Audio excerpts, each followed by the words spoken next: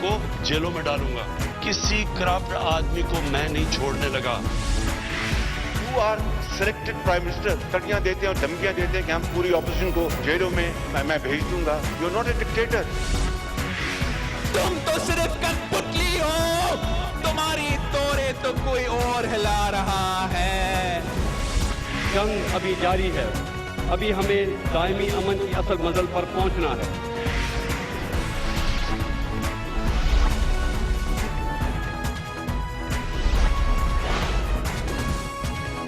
आप देख रहे हैं खबरों, तबसरों और तज्जियात पर मबनी पाकिस्तान का सबसे मोतबर न्यूज शो दुनिया, कामरान खान के साथ। अस्सलाम वालेकुम, मैं हूँ कामरान खान। तकरीबन 19 साल के बाद वफाकी हुकूमत ने फैसला किया है कि रुयत हिलाल कमेटी को एक नई शक्ल दी जाए। सूबाई और मरकज़ी रुयत हिलाल कमेटी में मुख्तलिफ मकातिब फ़िक्र से ताल्लुक़ रखने वाले उलमा शामिल होते हैं और 2001 से पहले हर 3 साल बाद इसके नए चेयरमैन की तैनाती हुआ करती थी, मगर उसके बाद मौजूदा चेयरमैन मुफ्ती मुनीबुर रहमान को इस ओहदे पर फाइज हुए अब तकरीबन 19 बरस हो चुके हैं। वफाकी ज़राए कहते हैं कि मौजूदा कमेटी को ख़त्म करके नई कमेटी बनाई जाएगी। चेयरमैन के साथ मेंबरान की भी नई तैनातियाँ होंगी और 19 साल बाद मरकज़ी रुयत हिलाल कमेटी में एक नए चेयरमैन की तैनाती और नई शख्सियात की तैनाती होगी। हुकूमती कमेटी से हटकर रुयत हिलाल के ऐलान पर अब फैसला किया गया है 5 साल तक कैद और 50,000 से 2 लाख रुपए तक की जुर्माना हुआ करेगा। गोया के सिवाय मरकज़ी रुयत हिलाल कमेटी के किसी और इदारे को या किसी और शख्स को इस बात की इजाज़त नहीं होगी कि वो अपनी जानिब से ऐलान करे कि चांद हो गया है या नहीं हुआ है।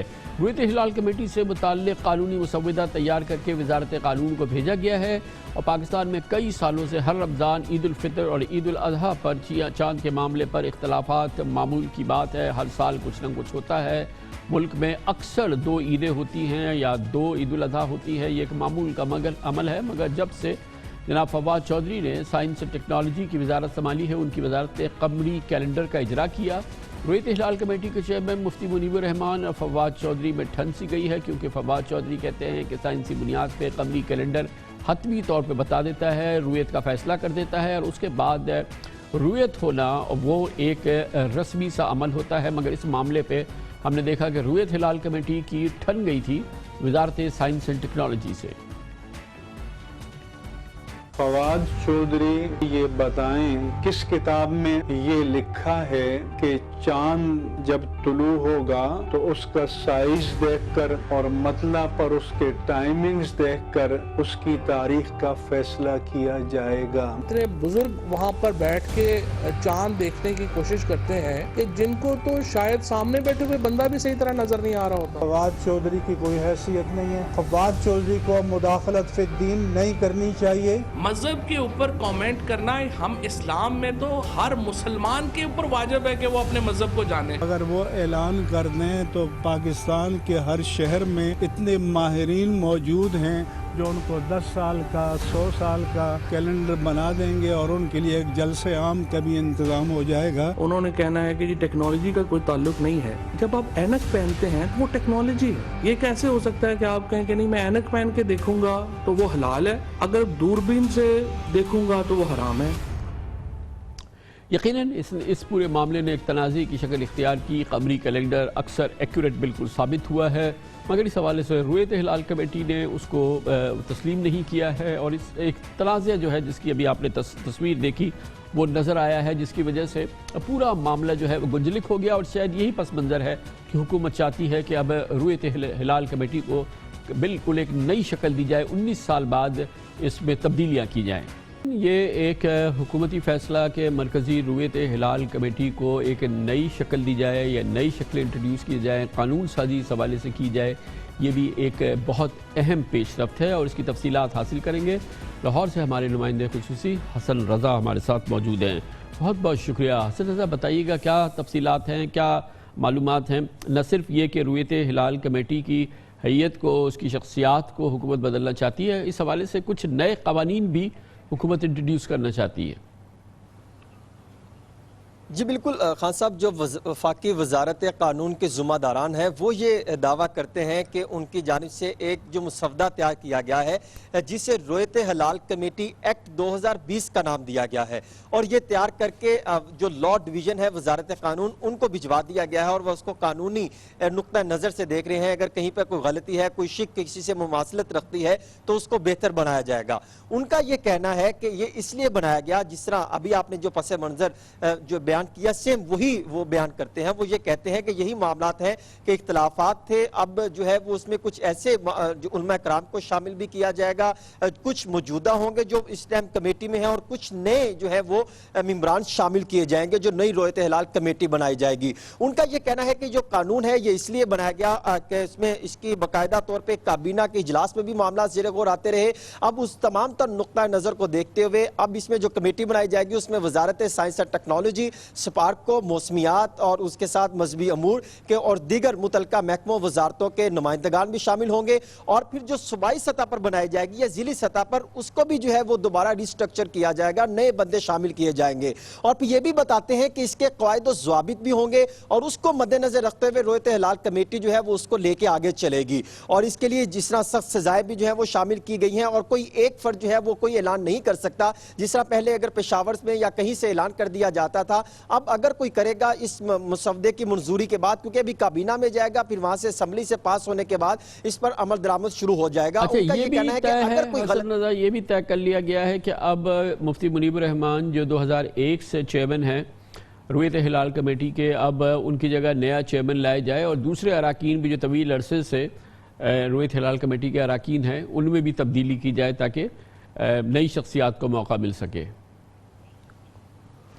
جی بالکل، یہ ایک اعلیٰ سطحی اجلاس ہوا تھا اسلام آباد میں جس میں یہ طے کر لیا گیا ہے، اور اس حوالے سے ایک وفاقی حکومت کے انتہائی ذمہ داران کی جانب سے بھی بات کی گئی۔ انہوں نے بھی اس کی تصدیق کی ہے کہ اب چیئرمین رویت حلال کمیٹی کے جو چیئرمین ہیں مفتی منیب صاحب، ان کو بھی شاید تبدیل کرنے جا رہے ہیں، اور جیسے یہ مسودہ منظور ہوگا اس کے بعد فوری طور پر جو ہے ایک نئے تمام مسالک کے فرقوں سے تعلق رکھنے والے علماء کرام کی مشاورت سے ایک نئے جو ہے وہ چیئرمین منتخب کیے جائیں گے، اور پھر وہ ان کو ہیڈ کریں گے، اور پھر یہ بھی قانون میں یہ مینشن کیا جا رہا ہے کہ اگر ان پر بھی کسی کو اعتراض ہو اور اس پہ کوئی سیاستدان یا کوئی بھی علماء کرام کی جانب سے کوئی تحفظات ظاہر کرے تو اس کے بھی ایک بورڈ بنایا جائے گا، اور وہ بورڈ میں معاملات جائیں گے، اور وہاں کو ان تمام تر جو بھی شکایات ہوں گی ان کو مد نظر رکھتے ہوئے وہ چیئرمین بھی تبدیل کیے جا سکیں گے، اور اس کے لیے دورانیہ رکھا جائے گا، اور پھر اس کو صورتحال کو مد نظر تمام تر جو ہے وہ جو معاملات دیکھے جائیں گے، اور اس کے بعد ہر چیز پہ سائن ہوں گے، دستخط ہوں گے، اور تمام جو ہے وہ قانون کے مطابق چلیں گے۔ وہ یہ جو سیکٹری مذہبی امور ہے سردار اعجاز احمد، ان کا یہ کہنا ہے کہ اس پر ہم نے کام کر لیا ہے، انہوں نے تصدیق کی ہے، اور یہ کہتے ہیں کہ اس کا باقاعدہ قانونی طریقے سے چلایا جائے گا، اور قواعد و ضوابط کو مد نظر رکھتے ہوئے یہ معاملات کو لے کے چلیں گے۔ رویت ہلال کے حوالے سے باقاعدہ قانون سازی ہو رہی ہے، اور جو رویت ہلال کمیٹی ہے اس کا جو چارٹر ہے اس کو ری انوینٹ کیا جا رہا ہے، اور اس حوالے سے تمام متعلقہ تمام چیزیں جو ہیں ان کو ایک نئی شکل دی جا رہی ہے۔ بالکل آپ درست فرما رہے ہیں، تمام چیزیں ہوں گی، تمام علماء کرام جس طرح بہت سارے علماء کرام تھے وہ شامل ہونا چاہتے تھے، درخواستیں دیتے تھے، اب ان کو بھی موقع دیا جائے گا، اور ایک بورڈ ہوگا جس میں ایسے علماء کرام کو شامل کیا جائے گا جو تمام فرقوں سے تعلق رکھتے ہوں گے اور کسی پر کوئی تحفظات کا اظہار نہ کرے، تاکہ تمام فرقوں کی نمائندگی ہو سکے اور مزید بہتر سے بہتر افراد شامل ہو سکیں، اور پھر جو بھی اس میں کوئی معاملات سامنے آتے تھے عید کے موقع پر یا جو بھی کوئی چاند دیکھنا ہو اس کے موقع پر، اب ان تمام تر معاملات کو جو ہے وہ ان کو ختم کر کے یعنی سب کو بیلنس کرنے کی تیاری کی جا رہی ہے، اور یہ رویت حلال ایکٹ ہوگا 2020 کے حوالے سے جو وزارت مذہبی امور کی جانب سے تیار کیا گیا ہے۔ بہت بہت شکریہ۔ سید حسن رضا ہمارے ساتھ لاہور سے موجود تھے۔ کمرشل بریک، اس کے بعد ذکر کریں گے پاکستان کے لیے انتہائی امپورٹنٹ ہے، ضروری ہے کہ پاکستان FATF کی گرے لسٹ سے نکلے۔ اس لسٹ میں جون 2018 میں جب PMLN کی حکومت تھی پاکستان کو FATF نے شامل کر لیا تھا، جس کی وجہ سے پاکستان کے امیج کے حوالے سے، معاشی مسائل کے حوالے سے، بین الاقوامی معاشی مسائل کے حوالے سے مسائل ہیں۔ حکومت کو FATF نے کئی قوانین بتائے تھے جن کی اثر نو جن کو بنانا تھا، ان میں سے اکثر پارلیمنٹ سے منظور ہو گئے ہیں، مگر ایک افسوس کی بات یہ ہے کہ جو کلیدی قانون تھا آخر میں اینٹی منی لانڈرنگ، وہ اپوزیشن نے سینٹ پہ مسترد کر دیا ہے، جس کی وجہ سے اس پورے مسئلے میں ایک رکاوٹ کھڑی ہو گئی ہے۔ پھر تفصیل سے بات کرتے ہیں چھوٹے سے وقفے کے بعد۔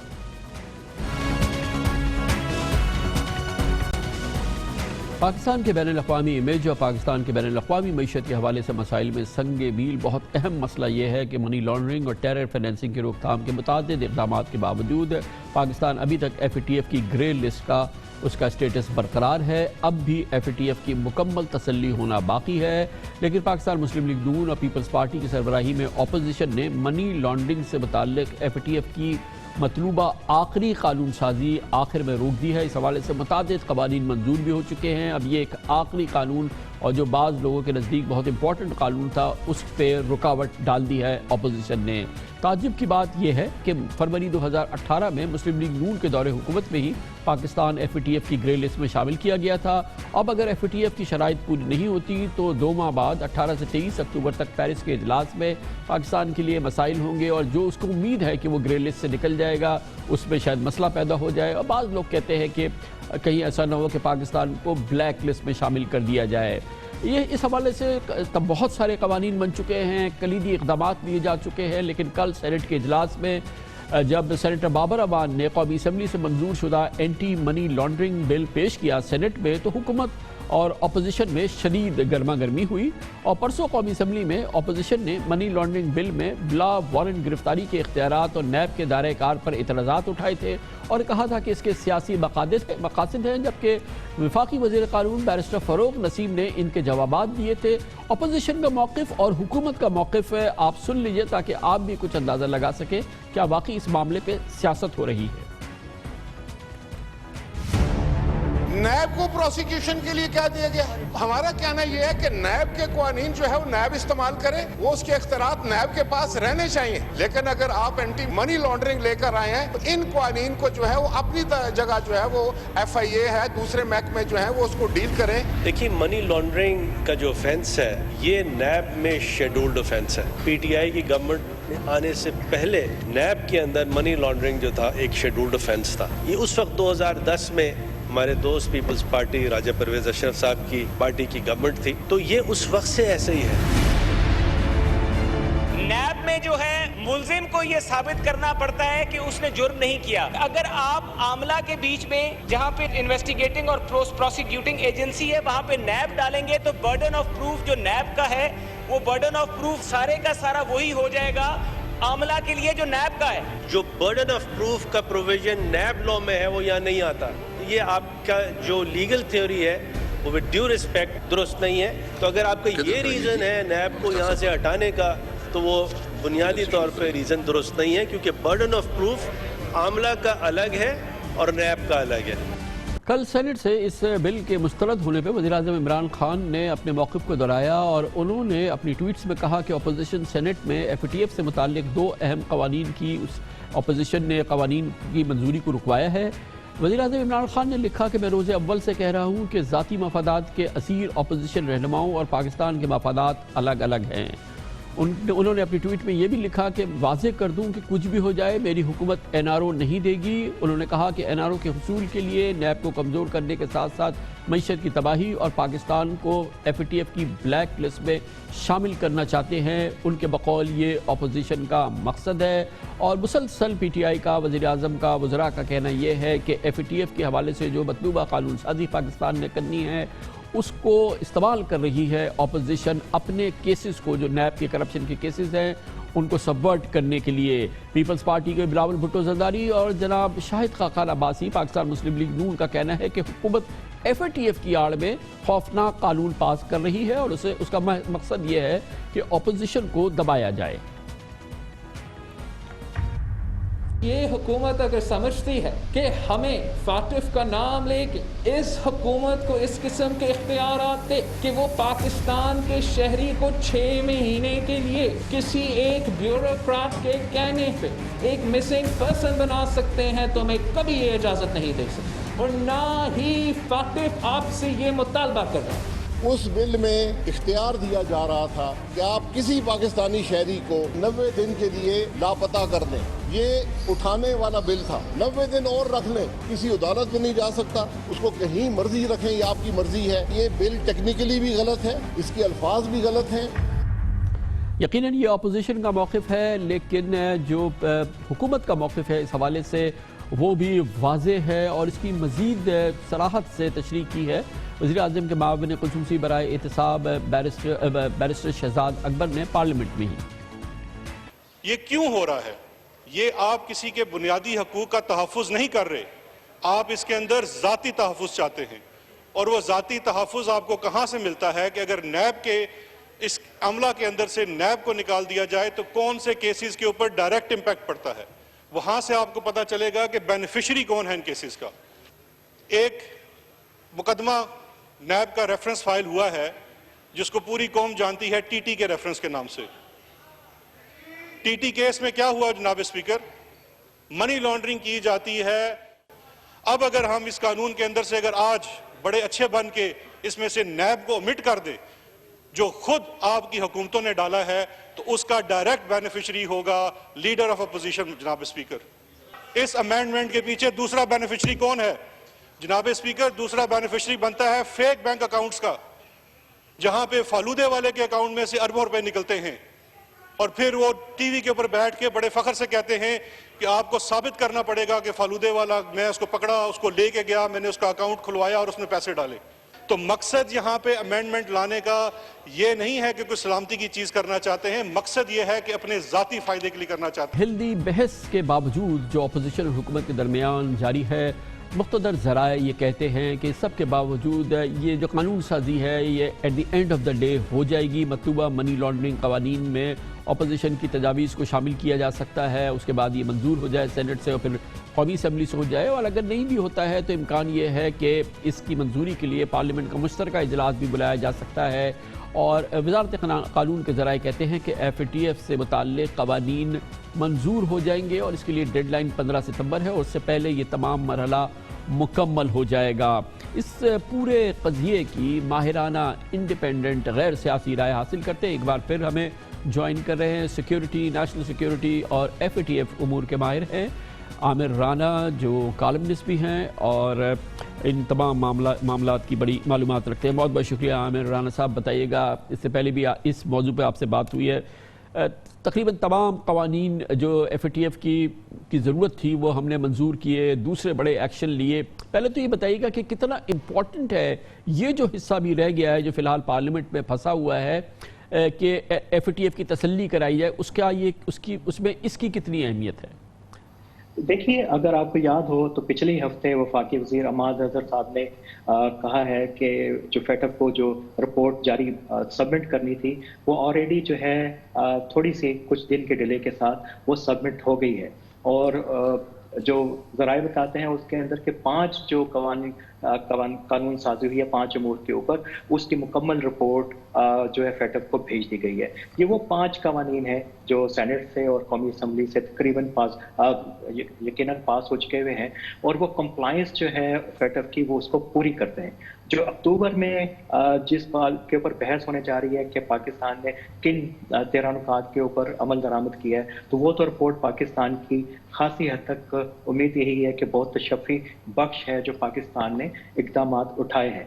अब ये बाकी जो मामलात हैं, 2 कवानीन हैं, इस्लामाबाद के औकाफ से मुतल्लिक है और मनी लॉन्ड्रिंग, ये बराह रास्त उन पॉइंट्स के अंदर नहीं है जिसका FATF ने पाकिस्तान से मुतालबा किया था। हाँ, हम ये भी नहीं कह सकते कि ये FATF इन इशू को नहीं उठाएगी, क्योंकि FATF का पाकिस्तान से मुतल्लिक जो केस है वो फिल वक्त टेरर फाइनेंसिंग से मुतल्लिक है। वो चाहते हैं कि पाकिस्तान जल्द अज जल्द जो है टेरर फाइनेंसिंग से मुतल्लिक जितनी भी लेजिस्लेशन है, अपने मैकेनिज्म्स हैं, उनको अप टू डेट करे और जितनी ग्लोबल कंपैटिबिलिटी है उसकी डेवलप करे। यकीनन इसके बाद दूसरा मरहला जो है एंटी मनी लॉन्ड्रिंग, जो एक अहम मैंडेट है FATF का, उसकी तरफ पेशरफ्त होगी।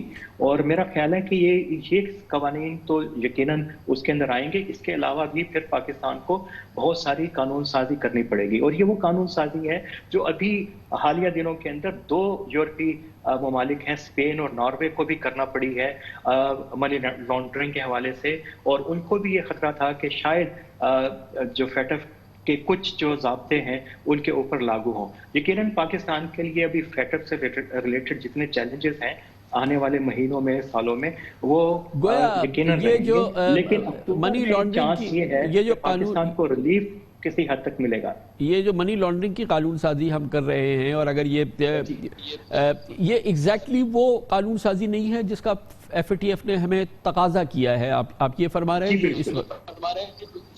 جی بالکل، ابھی ان کا ٹارگٹ ہے کہ پاکستان صرف انسداد دہشت گردی سے متعلق جتنی بھی معاملات ہیں ان کے اوپر فوکس رکھے اور اسی سے متعلق اپنے میکنزم کو بہتر کرے. لیکن یہ بعد میں اگر یہ لیجسلیشن ہوتی ہے جس کی طرف حکومت کوشش کر رہی ہے، اب مجھے اس کے بارے میں کیا پولیٹیکل اس کے سیاسی وجوہات ہیں، کیا اس کے موٹیوز ہیں، اس سے ہٹ کے اگر یہ اس قسم کی رجیم کی طرف پیش قدمی ہوتی ہے تو یقیناً اس کو پھر آنے والے مہینوں میں اور سالوں کے اندر یقیناً پاکستان کو اس کو فائدہ ہوگا کہ پاکستان نے آلریڈی بہت سارے جو اقدامات ہیں فیٹف کے دباؤ کے بغیر وہ اپنی کمپیٹیبلٹی گلوبل لیول کے اوپر ڈیولپ کر رہا ہے، منی لانڈرنگ کے حوالے سے بھی. تو یہ فی الحال جیسا کہ آپ نے کہا کہ جو کچھ ہم نے کمپلائنس بھیجی ہے، جو کچھ ہم سے تقاضا کیا گیا، اس کی جو ہم نے کمپلائنس بھیجی کہ ہم نے ان شرائط کو مور اور لیس جو ہے کافی حد تک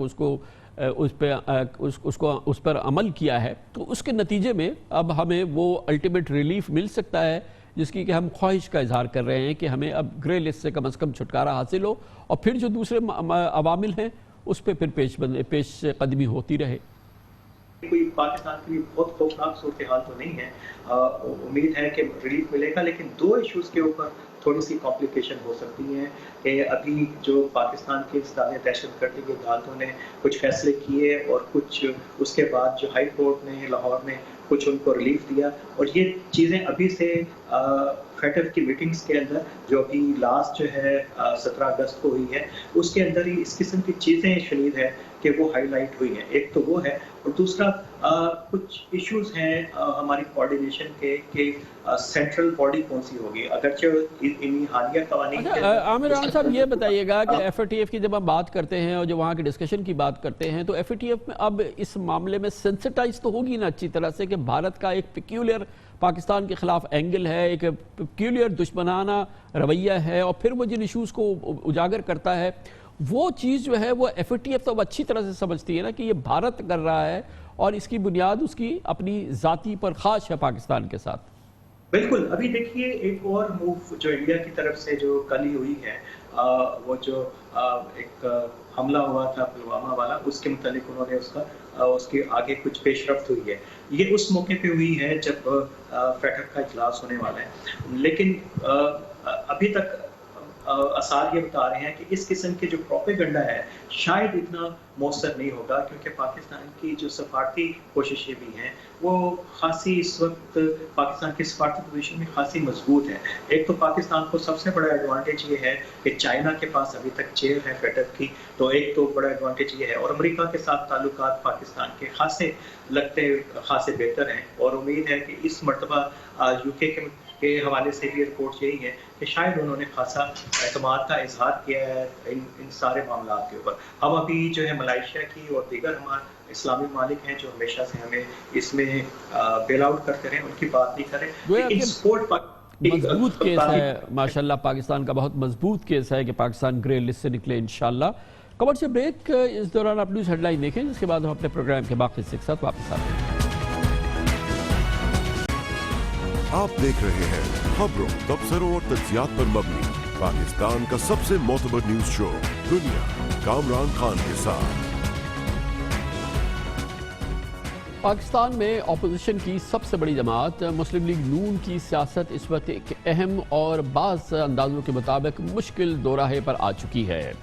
معاملہ یہ ہے کہ پاکستان مسلم لیگ نون کے قائد جناب نواز شریف کا نیب کیسز میں مفرور اور اشتہاری ہونے کا اسٹیٹس اور واپسی کے لیے دباؤ بڑھتا جا رہا ہے. بظاہر ایسا لگتا ہے کہ وہ جو انڈرسٹینڈنگ ہوئی تھی جس کے ذریعے جناب نواز شریف پاکستان سے باہر گئے تھے، اور اس انڈرسٹینڈنگ کے دوران جو ایک حالات میں انڈرسٹینڈنگ کے مطابق ایک سکوت طاری تھا، اس میں تبدیلی آئی تھی جب مریم نواز شریف نیب میں پیش ہوئی تھی، اور نیب میں پیش ہونے کے موقع پہ جس قسم کی کیفیت دیکھنے میں آئی تھی، جو تشدد کے معاملات دیکھنے میں آئے تھے، اس کے بعد جو بظاہر ایسا لگا تھا کہ جناب نواز شریف سیاست میں ایکٹیو ہو رہے ہیں لنڈن میں اپنی بیماری کے حوالے سے، اور پھر ان کی ایک تصویر بھی آئی جس میں کہ وہ کافی حد تک صحت مند نظر آئے. اس نے پورے ماحول کو تبدیل کیا، اور لگتا یہ ہے کہ وہ جو انڈرسٹینڈنگ تھی وہ تبدیل ہوئی ہے، جس کے بعد ہم دیکھ رہے ہیں کہ تیزی سے پیش رفت ہو رہی ہے۔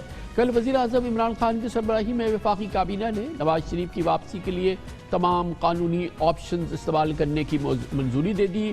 نواز شریف کے کیسز کا اسٹیٹس خاص طور پہ اب یہ یقینی ہے کہ انہیں باقاعدہ ایبسکانڈر یعنی کہ مفرور اشتہاری قرار دیا جائے گا۔ ان کیسز کی اپیلوں میں جناب نواز شریف اور نیب کی پوزیشن کے حوالے سے بھی اہم معاملات آئندہ ہفتے سامنے آنے والے ہیں اسلام آباد ہائی کورٹ میں، اور نواز شریف کی جو بیرون ملک روانگی ہوئی، ان تمام چیزوں کا پس منظر ہم آپ کو دکھاتے ہیں اس رپورٹ میں۔ نواز شریف خود کو توشہ خانہ ریفرنس میں اشتہاری قرار دینے کے خلاف اسلام آباد ہائی کورٹ میں دائر درخواست واپس لے چکے ہیں۔ کل ان کو مفرور اور اشتہاری قرار دینے کی مہلت کا آخری دن تھا، لیکن احتساب عدالت کے جج کی رخصت کی وجہ سے سماعت 9 ستمبر تک ملتوی ہو گئی۔ اسلام آباد ہائی کورٹ میں نواز شریف کی العزیزیہ اور ایون فیلڈ ریفرنس میں اپنی سزاؤں کے خلاف اپیلوں کی سماعت 1 ستمبر کو ہوگی۔ اسی روز نیب کی جانب سے ایون فیلڈ ریفرنس میں نواز شریف اور مریم نواز کی سزائیں بڑھانے اور فلیگ شپ ریفرنس میں نواز شریف کی بریت کے خلاف اپیلوں کی سماعت بھی ہوگی۔ ایون فیلڈ ریفرنس میں نواز شریف کی سزا اسلام آباد ہائی کورٹ نے ستمبر 2018 میں معطل کی تھی۔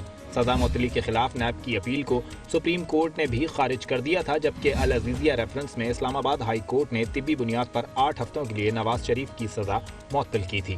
جسٹس اطہر من اللہ نے حکم دیا تھا کہ اگر طبیعت میں بہتری نہیں آتی تو سزا معطلی میں توسیع کے لیے حکومت پنجاب سے رابطہ کیا جائے۔ اس فیصلے کی بنیاد پر شہباز شریف نے نواز شریف کا نام ECL سے نکالنے کے لیے لاہور ہائی کورٹ سے درخواست کی تھی، اور جسٹس علی باقر نجفی نے نواز شریف کا نام ECL سے نکالنے کا حکم دیتے ہوئے ان کو 4 ہفتوں کے لیے بیرون ملک علاج کرانے کی اجازت دے دی تھی۔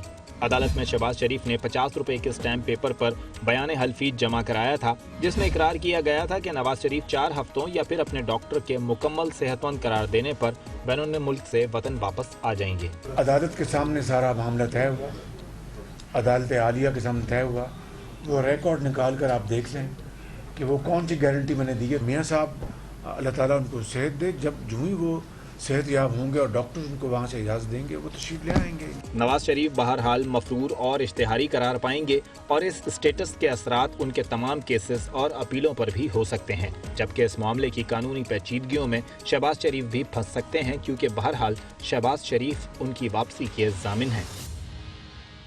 اس تمام صورتحال کے پس منظر میں وزیر اعظم کے معاون خصوصی برائے احتساب بیرسٹر شہزاد اکبر کا کہنا ہے کہ حکومت نواز شریف کی وطن واپسی کے لیے تمام قانونی راستے اختیار کرے گی، جس کی پکڑ میں شہباز شریف بھی آئیں گے۔ وفاقی حکومت نے فیصلہ کیا ہے کہ نواز شریف صاحب سزا یافتہ مجرم ہیں، ان کو واپس لانے کے لیے تمام جو قانونی طریقہ کار ہے اختیار کیا جائے گا۔ ان کی ایکسٹریڈیشن جو ہے وہ سزا یافتہ مجرم کے کانٹیکسٹ میں لی جائے گی۔ ہم نیب سے بھی کہہ رہے ہیں کہ یہ کیس نیب کا ہے، نیب اس کے اوپر ایکسٹریڈیشن کی ریکویسٹ فائل کریں۔ ہم یہ بھی کنسیڈر کر رہے ہیں کہ جنہوں نے انڈرٹیکنگز دی تھی کورٹ کے اندر، اس کی کیا لیگل سٹینڈنگ ہے اور اس کے اوپر ان سے کیا کیا جا سکتا ہے، کیونکہ وہ پرسنل گارنٹی کی انڈرسٹینڈنگ تھی، وہ اسٹیمپ پیپر کی ویلیو نہیں ہے۔ وہ ایکچولی شہباز شریف صاحب کی شخصی ضمانت پہ گئے ہوئے اور لاہور ہائی کورٹ کے حکم کے اوپر ان کو شخصی ضمانت دی، تو اس وقت وہ لاہور ہائی کورٹ کو جواب دیں ہیں اس شخصی ضمانت کے اوپر۔ اب ان کو واپس لانا شہباز شریف صاحب کی ذمہ داری ہے۔ قومی سیاست کے اس انتہائی اہم معاملے کی قانونی نکات اور قانونی تشریحات حاصل کرتے ہیں۔ ہمیں جوائن کر رہے ہیں پاکستان کے نامور سینئر قانون دان، سابق attorney general of Pakistan, Lahore high court کے سابق جج بھی رہ چکے ہیں، محترم عرفان قادر ہمارے ساتھ موجود ہیں۔ بہت بہت شکریہ عرفان قادر صاحب۔ بظاہر ایسا لگتا ہے کہ ایبسکانڈر اور ان کو اشتہاری اور یہ مفرور قرار دینے کی جو درخواست تھی نیب کی، جو اسلام آباد ہائی کورٹ میں چیلنج کی تھی جناب نواز شریف اور ان کے وکیلوں نے، وہ درخواست واپس لے لی، جس کے بعد لگا کہ یہ اسٹیٹس اب ان کا ایک رسمی کارروائی رہ گئی ہے، جس کے بعد وہ مفرور اور اشتہاری قرار دیے جائیں گے۔ آپ کے خیال میں یہ درخواست واپس لینے کی کیا وجہ ہو سکتی ہے، اور کیا جناب نواز شریف کے وکلاء سمجھتے ہیں کہ ان کے اشتہاری اور مفرور قرار دینے سے کوئی فرق نہیں پڑے گا؟ آپ کے خیال میں کیا واقعی کوئی فرق نہیں پڑے گا؟ اس وقت میاں صاحب جو ہیں، جیسے آپ نے فرمایا ابھی اپنے انٹرو میں، کہ وہ تو العزیزیہ کیس میں ان کو جو ان کی سینٹنس جو ہے 8 ہفتے کے لیے سسپینڈ ہوئی، اور اس کے بعد لاہور ہائی کورٹ نے ان کا نام جو ہے ECL سے نکالنے کے احکامات جاری کیے۔ چنانچہ میاں صاحب جو ہے وہ ملک سے باہر گئے، اور حکومتی موقف بھی یہی تھا کہ ان کو جانے دیا جائے، اور ڈاکٹرز کا بھی یہی موقف تھا کہ ان کو جانے دیا جائے۔ لہٰذا وہ कानून के मुताबिक मुल्क से बाहर गए, अब सवाल ये पैदा होता है कि उनको किस स्टेज पे मुल्क में लाना चाहिए। तो इस वक्त बात हो रही है उनकी पकड़ धकड़ की, उनको अरेस्ट करके लेके आए। सवाल ये है कि इस वक्त उनके खिलाफ कुल केसेस हैं 4, 3 अपीलें इस्लामाबाद हाई कोर्ट में पेंडिंग है और एक तोशाखाना का रेफरेंस है। तो ये 4 केसेस हैं। 3 केसेस में तो इस वक्त सूरत हाल ये है कि उनमें से 2 में सेंटेंस सस्पेंड हुई है, 1 में वो एक्विट हुए हैं और 2 केसेस ऐसे हैं जहां पे कि जज अरशद मलिक जो हैं वो इतने कंट्रोवर्शियल हो गए हैं कि उनको डिस्क्रेडिट कर दिया सुप्रीम कोर्ट ने और उनको डिस्क्रेडिट कर दिया लाहौर हाई कोर्ट ने, बल्कि लाहौर हाई कोर्ट ने उनको निकाल दिया नौकरी से।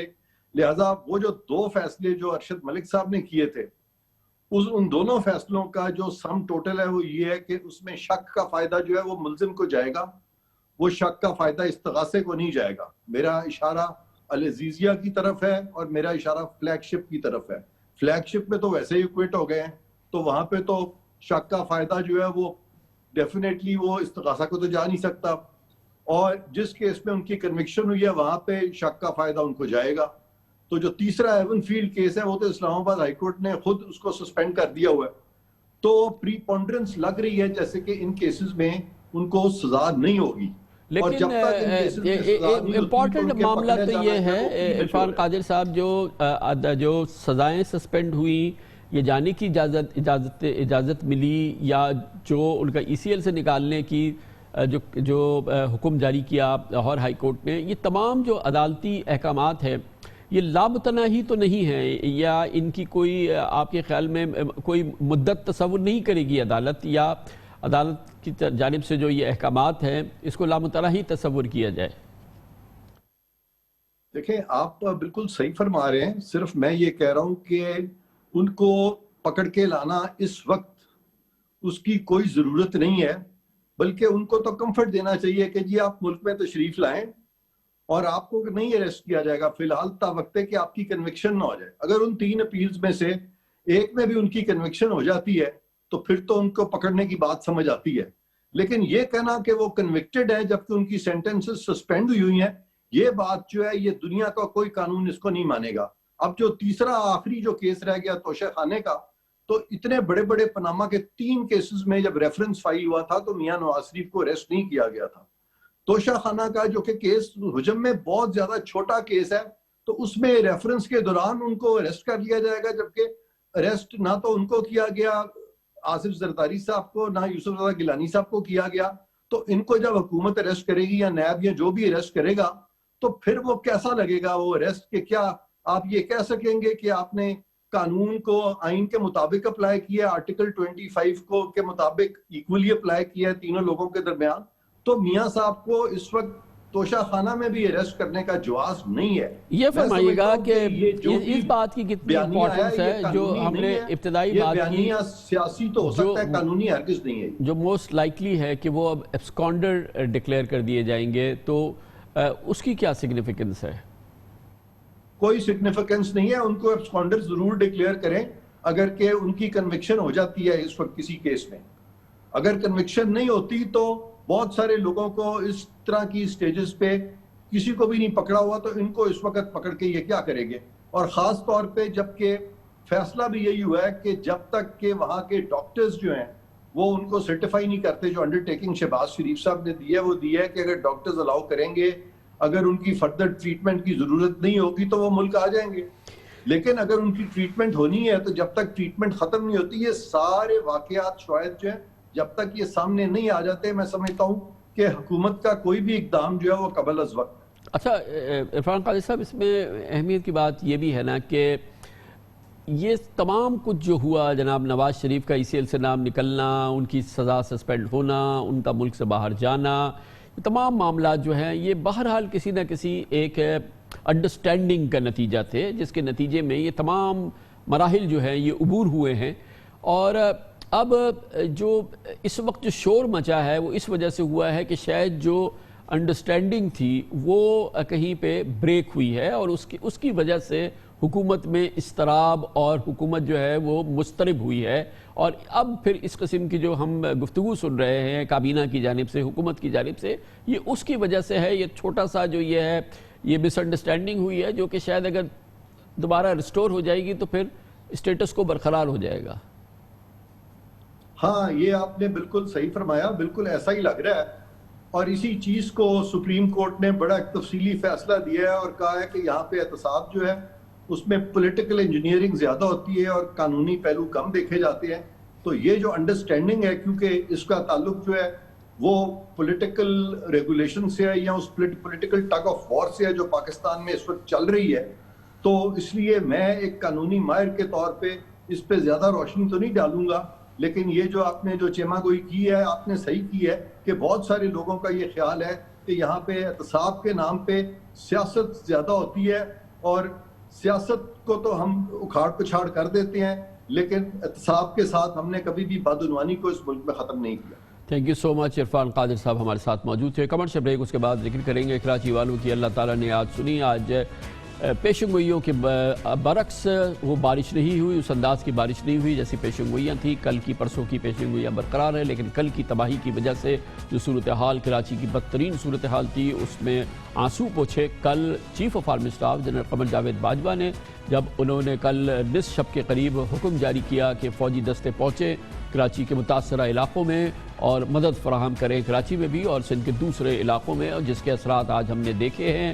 اور کراچی والوں کو کچھ اطمینان و سکون ملا جب فوجی دستے ان کے متاثرہ علاقوں میں پہنچے. اس کی بات کرتے ہیں چھوٹے سے وقفے کے بعد.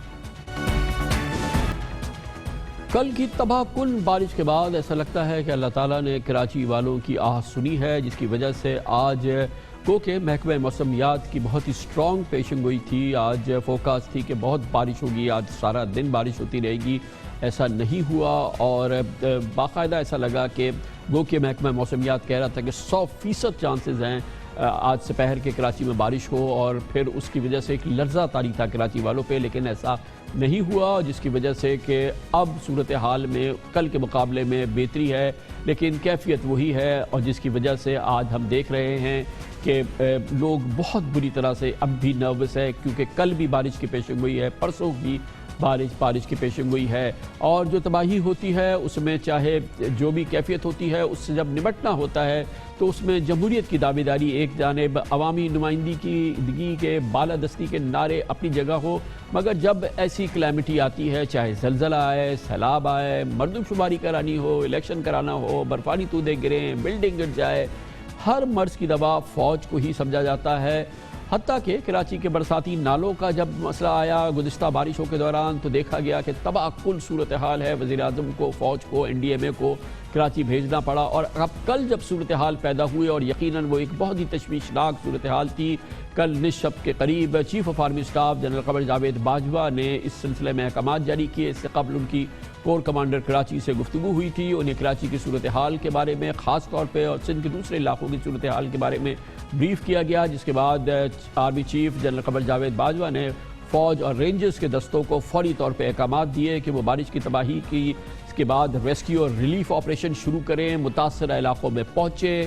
اور یہ ایک بڑی اطمینان بخش خبر تھی کراچی والوں کے لیے, کیونکہ جو مقامی حکومتیں ہیں یا سندھ حکومت ہے, اس حوالے سے کراچی کی توقعات تو طویل عرصے پہلے ختم ہو چکی ہیں, اور اس کی جو تباہ کن صورتحال ہے ہمارے ناظرین اس سے بہت اچھی طرح سے واقف ہیں. لیکن کل نصف شب کے بعد سے جب سے یہ army chief general Qamar Javed Bajwa کے احکامات سامنے آئے, فوجی دستے فوری طور پہ موو کرنا شروع کیے, اور آج بھرپور انداز میں متاثرہ علاقوں میں ہم نے دیکھا کہ ریسکیو اور ریلیف آپریشن پاک فوج کر رہی ہے.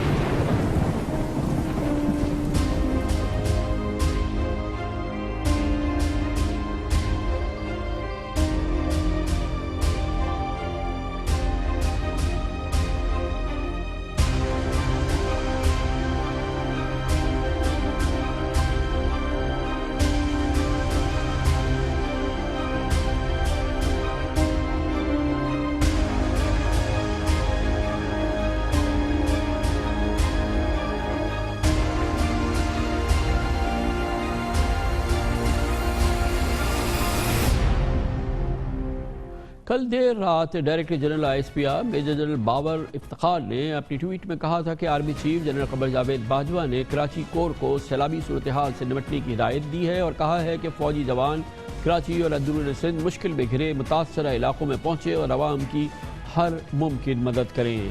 पाक फौज ने रात गए ही मलीर नदी पर बंद की तामीर शुरू कर दी थी और मुतासरा इलाकों से आवाम को निकालने के अलावा उन्हें खाने पीने का पानी और खाना पीना फराहम करना शुरू किया था। इसी दौरान आर्मी इंजीनियर्स की हैवी मशीनरी मलीर नदी पर पानी का बहाव रोकने में मसरूफ रही और आज दिन भर फौज और रेंजर्स के दस्तों ने सुरजानी टाउन, यूसुफ गोट, कोरंगी, काजवे, मलीर नदी, लांडी और कायदाबाद में किश्तियों के जरिए भी लोगों को महफूज मकामात पर मुंतकिल किया और रिलीफ का और जो इस सूरत हाल में मदद का एक काम था उसमें बहुत बड़ी मदद की फौज ने। अल्लाह ताला ने, जैसे मैंने आपको बताया, आज रहम किया है। शदीद बारिश टल गई। कराची के अवाम सिंध हुकूमत और शहरी इंतजामिया के हवाले से बेपनाह नाला हैं और अब तो वो बहुत मजबूर नज़र आते हैं। हालिया बारिशों के बाद जो कैफियत हुई है कराची के नशीबी इलाकों में और बल्कि एक आम मुतवस्सित इलाकों में भी।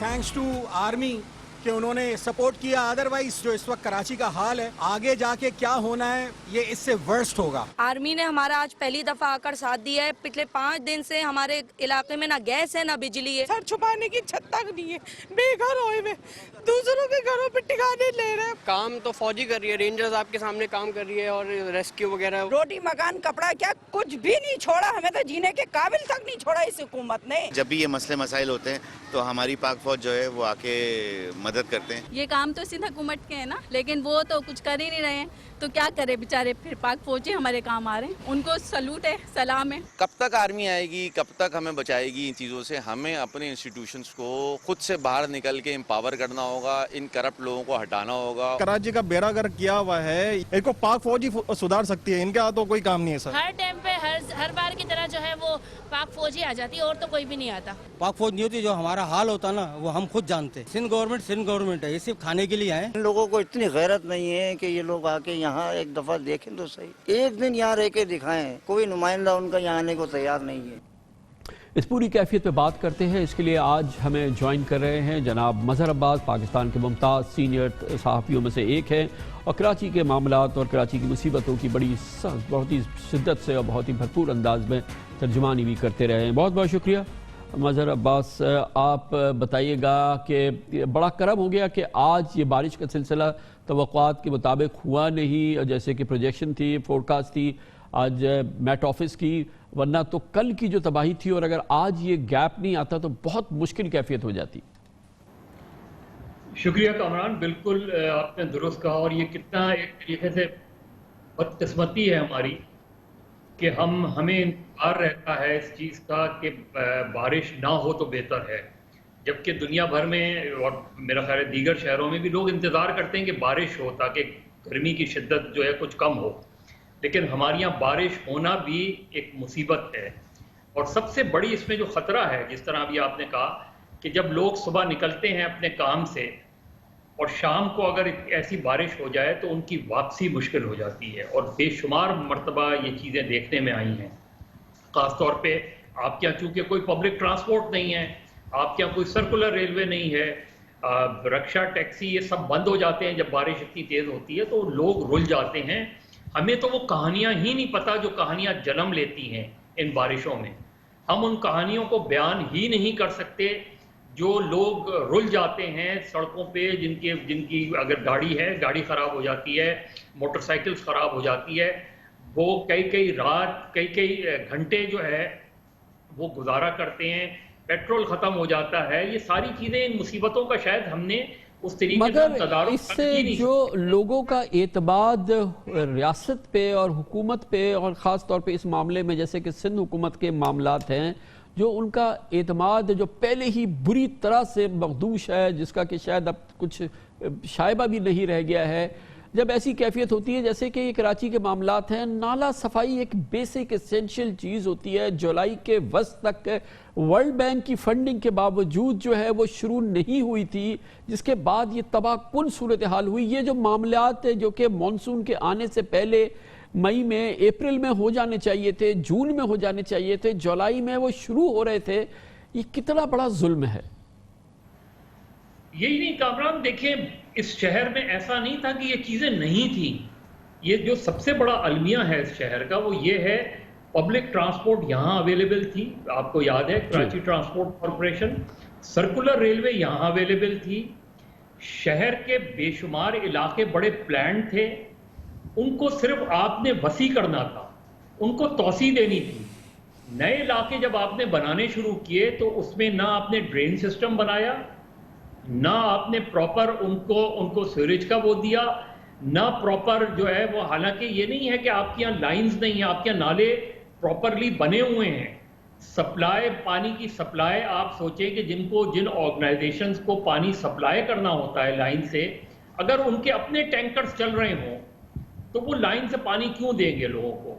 پھر آپ کیا بیسک جو وہ ہوا کہ یہ جو سڑکیں تھیں آپ کی, آج بھی میں آپ کو دعوے سے کہتا ہوں کہ ناظم آباد سے لے کے لیاقت آباد آپ چلے جائیں, آپ دوسری جگہوں پہ چلے جائیں, آج بھی کشادہ سڑکیں ہیں. ہوا یہ ہے کہ ان میں سروس روڈ انکروچڈ ہو گئی ہے. اور میں آپ کو بتاؤں کہ یہ کچرا کیوں اتنا جمع ہوا پچھلے 1-2 سالوں میں جو ہمیں نظر آیا. آپ نے ہزاروں کی تعداد میں علاقوں میں ریزیڈینشل ایریاز میں کمرشل ایکٹیویٹیز کر دی. آپ نے روڈ سائڈ پہ ریسٹورانٹس الاؤ کر دیے بغیر یہ دیکھے کہ ان کا ویسٹ کہاں جائے گا. آپ نے 400 گز کے اوپر 16 منزلیں کھڑی کر دی بغیر کسی کے این او سیز وغیرہ کے. اور این او سیز کیسے ملتے ہیں یہ میں اور آپ اچھی طرح جانتے ہیں. تو اس شہر کو جس طریقے سے پلان ہونا تھا اس طریقے سے نہیں کیا. ابھی آپ نے فوج نے بے انتہا کام کیا ہے, لیکن یہی سوال میں آپ کے تھرو پاک فوج سے کرنا چاہتا ہوں کہ ان کے اپنے ایریاز جو ہیں, آپ دیکھیں پورا ڈی ایچ اے بغیر ڈرین سسٹم کے آباد کر دیا گیا. کیوں ڈی ایچ اے کے اندر, کینٹونمنٹس کے اندر اتنا زیادہ پانی کھڑا ہوتا ہے؟ کیونکہ ڈرین سسٹم نہیں بنایا آپ نے. یہ وہ چیزیں ہیں جن کو بہت زیادہ فوری طور پہ کرنے کی ضرورت ہے. ایک میثاق کراچی کی ضرورت ہے, ایک میثاق کراچی ہو, آپ کے سول ادارے, آپ کی فائر. مگر مثلا آپ یہ دیکھیں کہ اتنے بڑے شہر کا نظام جو ہے وہ ایک مرکزی حکومت یعنی کہ جو صوبائی حکومت ہے وہ چلا رہی ہے, جہاں پہ کوئی شہری حکومت نہیں ہے, جہاں پہ کوئی ضلعی حکومت نہیں ہے, جہاں پر لوگوں کو کمپلیٹلی ڈس انفرینچائز کر دیا ہے. جو کہ یہاں کے شہری ہیں وہ حکومت سازی میں, حکومت کے معاملات میں ان کا دور دور تک کوئی کنٹریبیوشن نہیں ہے. یہ شہر 95% ٹیکس دیتا ہے اس سندھ کے خزانے میں. یہاں پہ پاکستان پیپلز پارٹی 12 سال سے مسلسل حکمراں ہے, 40 سال میں 5 بار حکومت آ چکی ہے. اس کے بعد یہ حال جو ہے, یہ شہر کے لیے تو ایک ٹکنگ بام ہے نا. یہ عوام ابھی تک خاموش بیٹھے ہیں, 2 کروڑ 2.5 کروڑ لوگ, ان کے تو صبر کو سلام کرنا چاہیے. بالکل صحیح کہہ رہے ہیں کامران. دیکھیں یہی نہیں ہے پیپلز پارٹی کا سب سے بڑا جو المیہ ہے وہ یہ کہ آپ 2013 کے ایکٹ کو 2001 کے ایکٹ کو امینڈ کرتے ہیں اور اس کی جسٹیفیکیشن یہ دیتے ہیں کہ جی اس کے اندر کوئی چیک اینڈ بیلنس نہیں تھا. 12 سال 10 سال کی اگر آپ نے گورنمنٹ کی ہے تو 10 سال میں کم سے کم اس شہر کو 5000 پبلک ٹرانسپورٹ تو دے دیتے, پبلک بسز دے دیتے. آپ اس شہر کو 3 بڑے گورنمنٹ ہاسپٹل اور بنا کے دے دیتے. اگر یہ کرتے تو پھر آپ کی جسٹیفیکیشن ہوتی کہ دیکھیں ہم نے 2013 میں یہ کام کیے. اگر آپ نے چند سڑکیں بنائی ہیں, انڈر پاسز بنائے ہیں, تو میرا کوسچن ہمیشہ ان سے یہی ہوتا ہے کہ یہ آپ کا کام نہیں تھا, یہ کام بلدیہ کا تھا. بلدیہ کو امپاور کرتے آپ, اس کو امپاور کریں. اس شہر کو جب تک آپ ایک میگا سٹی تسلیم نہیں کریں. مگر آپ جانتے ہیں کہ اس شہر میں یہ وہ شہر ہے, اس کا سائز دیکھیں, اس کا پوٹینشل دیکھیں, اس کی کنٹریبیوشن دیکھیں سندھ کے خزانے میں, وفاق کے خزانے میں, کہ آپ ایئرپورٹ سے لے کے ویسٹ واف تک چلے جائیں اور اکراس پورے کراچی کو کور کر لیں. ماں سوائے 2-4 جگہوں کے آپ کو کل ملا کے 2-4 شاید 2-3 ہزار بلب پورے کراچی میں کہیں نظر آئیں گے. اسٹریٹ لائٹ نام کی کوئی چیز ہی نہیں ہے. پورا شہر پوری رات اندھیرے میں ڈوبا رہتا ہے, ایئرپورٹ سے لے کے سی پورٹ تک.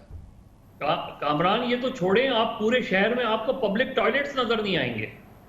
دیکھیے یہ کتنی, اور کئی مرتبہ اس کی کئی مرتبہ اس کا اعلان ہوا, کئی مرتبہ یہ کہا گیا آپ اور خاص طور پہ خواتین کے لیے کتنا بڑا ایشو ہوتا ہے. آپ بڑے آپ نے بازار بنا دیے, بڑے شاپنگ پلازاز بنا دیے. یہ جو بنیادی کام کرنے کے تھے یہ نہیں کیے.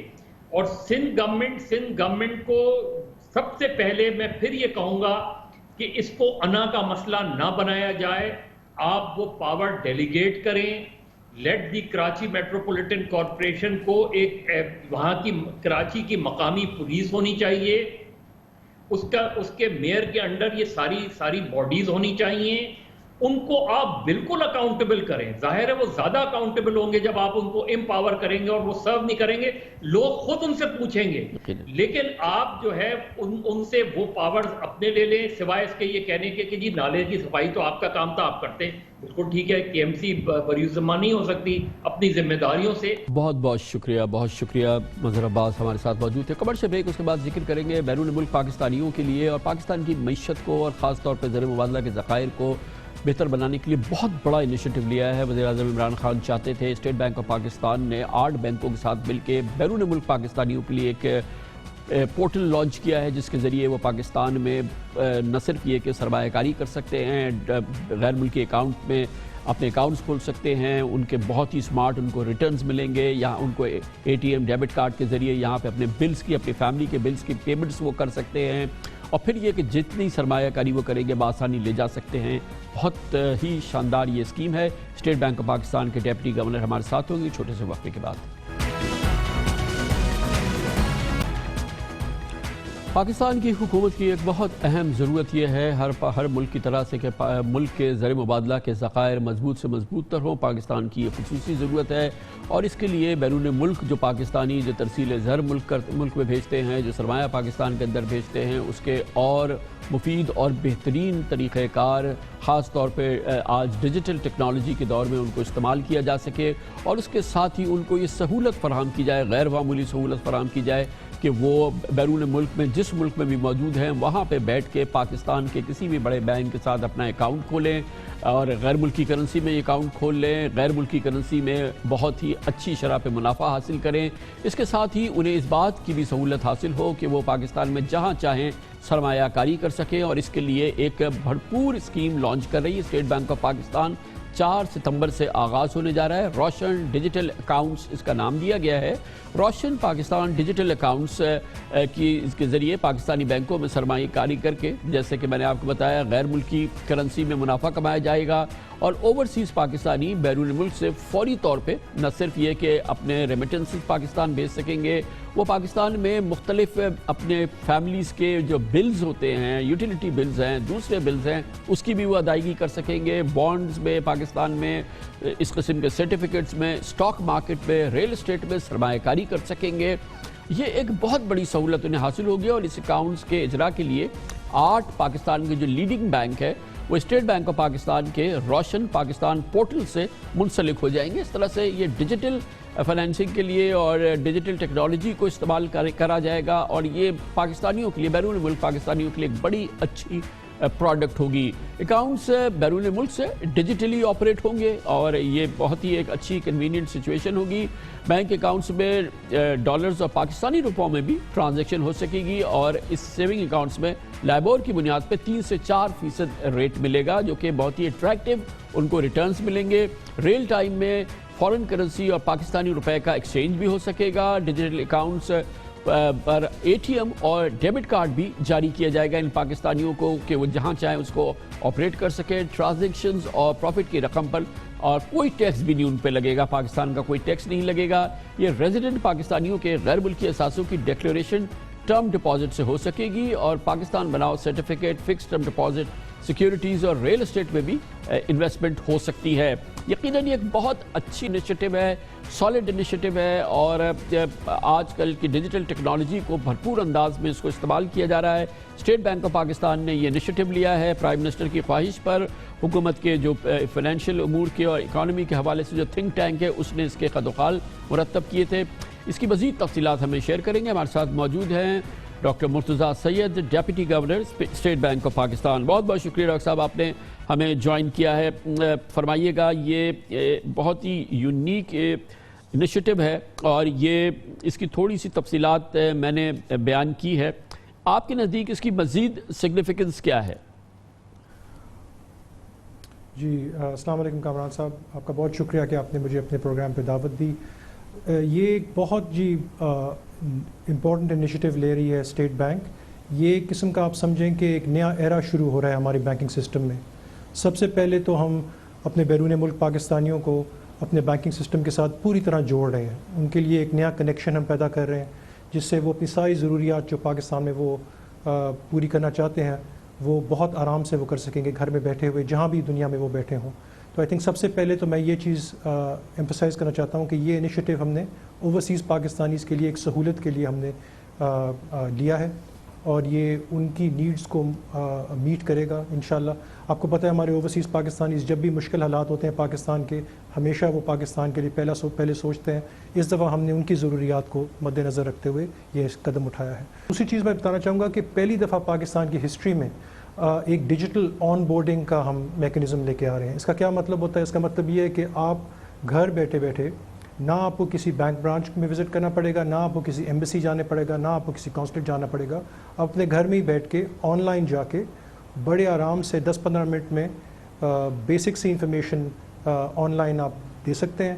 کچھ اپنے ڈاکیومنٹس کو آپ اسکین کریں گے اور اگر آپ کی یہ سب چیزیں صحیح درست ہوں تو 48 گھنٹے کے اندر اندر آپ کا بینک اکاؤنٹ پاکستان میں کھل جائے گا. یہ پہلے پاکستان کی تاریخ میں کبھی پاسبل نہیں تھا، اس کی ریگولیشنز ہی نہیں ہوتی تھی. تو اسٹیٹ بینک نے یہ ساری ریگولیشنز کو چینج کیا ہے، امپروو کیا ہے تاکہ یہ سہولت مل جائے ڈیجیٹل آن بورڈنگ کی.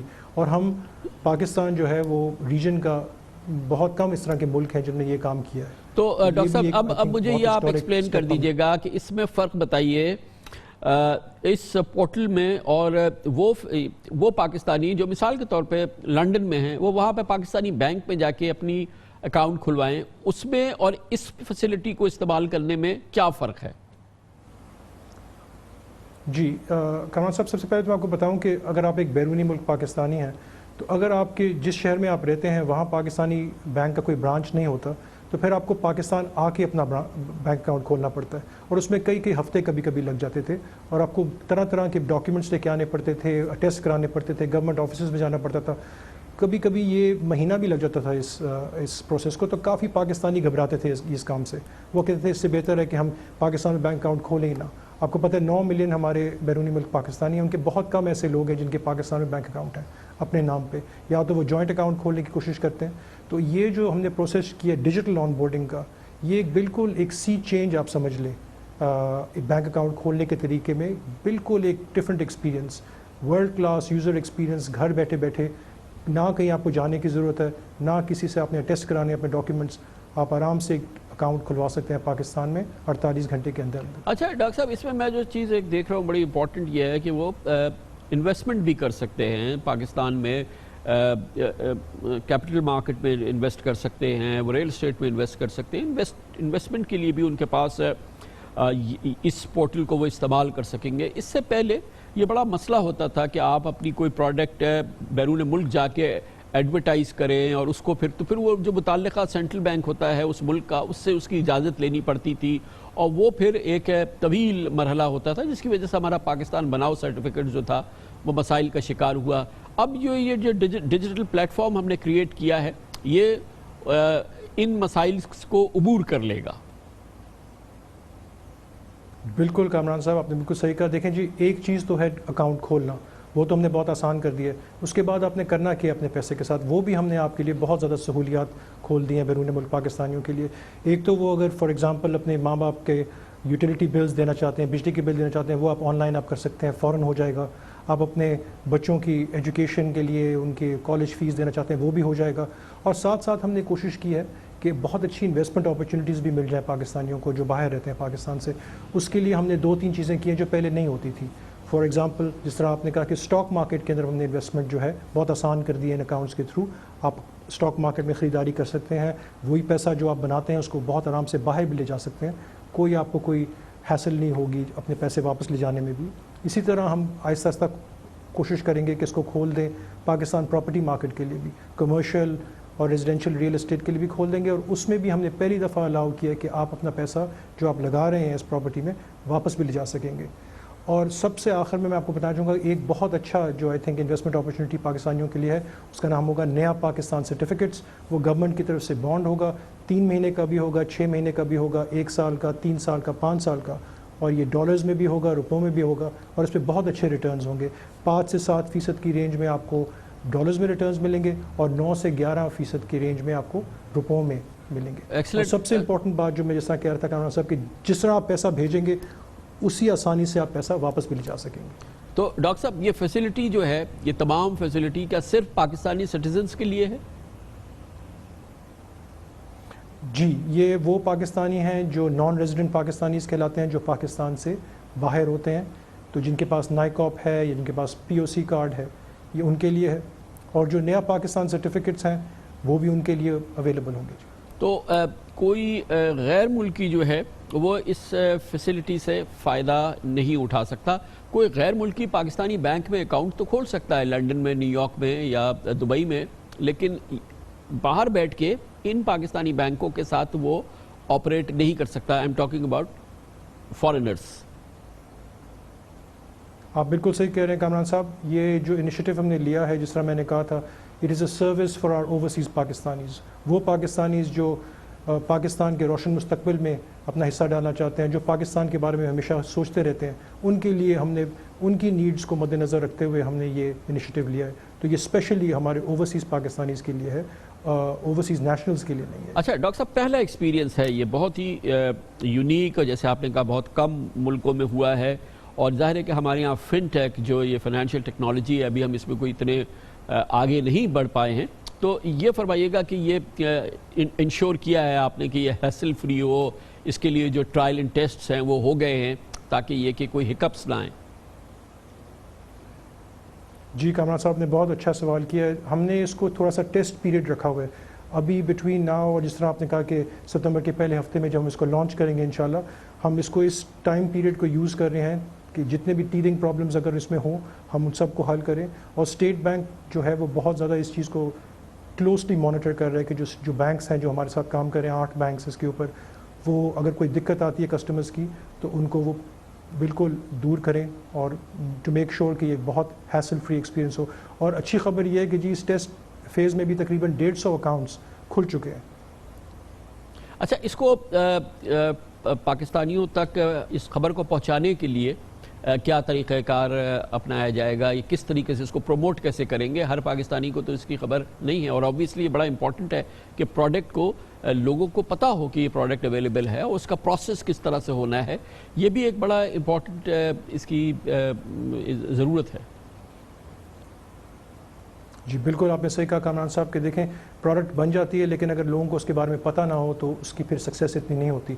इस इनिशिएटिव का ये फ़ायदा है कि स्टेट बैंक ने और एजेंसीज के साथ मिल के ये काम किया है, तो बैंक्स भी हमारे साथ इसमें इन्वॉल्व हैं, वो भी अपनी मार्केटिंग कैंपेन्स करेंगे, डिजिटल मीडिया पे भी करेंगे, सोशल मीडिया पे भी करेंगे, टीवी पे भी करेंगे, और उसी तरह हम भी रोड शोज़ करेंगे मिनिस्ट्री ऑफ फॉरेन अफेयर्स के साथ मिल के, एम्बेसीज़ में, कॉन्सुलेट्स में। आजकल तो आपको पता है जूम का ज़माना है, तो काफ़ी हम काम जो है ऑनलाइन और वीडियो कॉन्फ्रेंस से भी कर सकते हैं।